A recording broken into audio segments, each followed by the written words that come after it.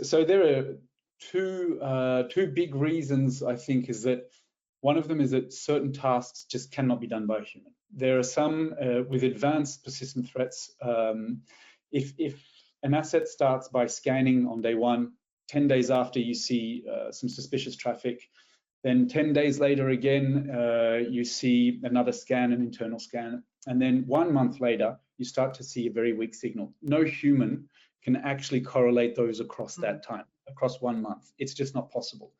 Where an AI can. An AI can actually say, well, I use either projection onto a MITRE attack, which is a great strategy, or I use advanced AI to actually put all those things together.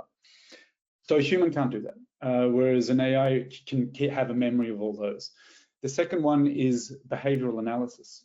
I mean, everything may seem legitimate, and there are no signatures are coming out as illegitimate. There's no known threats, but an illegitimate usage or a strange usage of something, somebody in accounting, a Sunday night is exfiltrating 10 gigs over FTP, and you're like, well, who does that?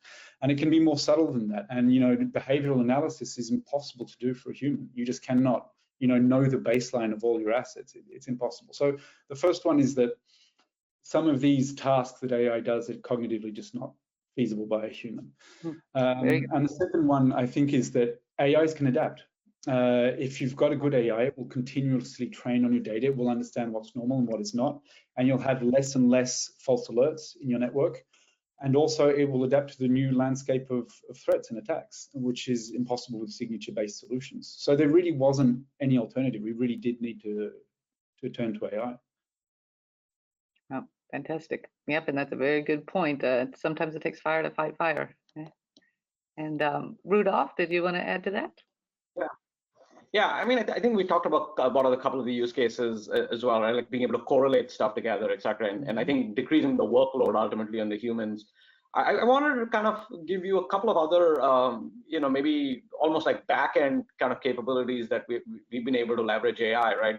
One is in really ingesting threat intelligence, right? And being able to ingest open source intelligence, because there's so much information on the internet, and being able to kind of crystallize that. And I think LLMs are a great way to do that, right?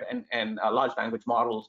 And so that's kind of a use case that we're seeing, not just ourselves, but we're actually seeing customers start to engage in this as well, right? Especially the most sophisticated customers that have their own, data scientists within the SOC or within the security team, right? How can they use AI to kind of get smarter on all of the different threat actor activities going on around the internet, if you will? So yeah, that I thought is an interesting, kind of use case that sometimes gets buried in all of the stuff that the products themselves kind of natively do, right? The other interesting example for us is with our managed NDR. We're actually starting to use AI now to take the threats that we get from our platform, and then craft the emails actually going back to the customers in a way that's going to be most resonant with them, in a way that's going to kind of bring in kind of some of the asset significance, put it in context for the person that's receiving it on the other end, right? So another kind of example of leveraging AI, in the context of this larger kind of threat detection, threat response workflow, if you will. Yeah. Sorry, can I just add something? Yeah, I think that's a great point.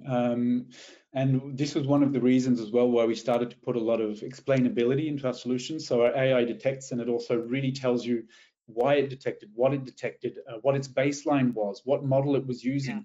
And it has educational purposes as well, because people investigate that and they say, oh, this is what beaconing looks like, this is what DDoS looks like. And you're right, actually using AI to explain and to train people is a knock-on effect that we hadn't thought of, but it's really efficient. Yeah, fantastic. Well, I'm starting to see where this high confidence is coming from, giving the good results that you guys are having with some of the solutions that you're bringing right now to help people on the same, then even on the AI side with what we're doing with encrypted traffic.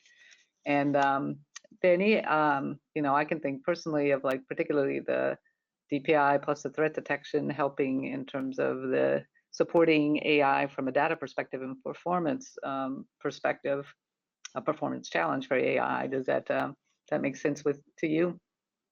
Yeah, definitely. I think as part of an AI strategy to handle all of that, so the IX engine and with the threat detection, which plugs on top, brings all the relevant data, which makes this quite streamlined and efficient. Yep, absolutely. And I was thinking in particular something that you had mentioned earlier too, Williams, with a huge performance gain as well for those using the threat detection core with the DPI. In your case, 3 times compute advantage with integrating that software. And I think that's a whole nother challenge out there on the front with AI, is how to do it in a way that's sustainable, that we can support with resource and resource competition and the need to be careful with our energy consumption.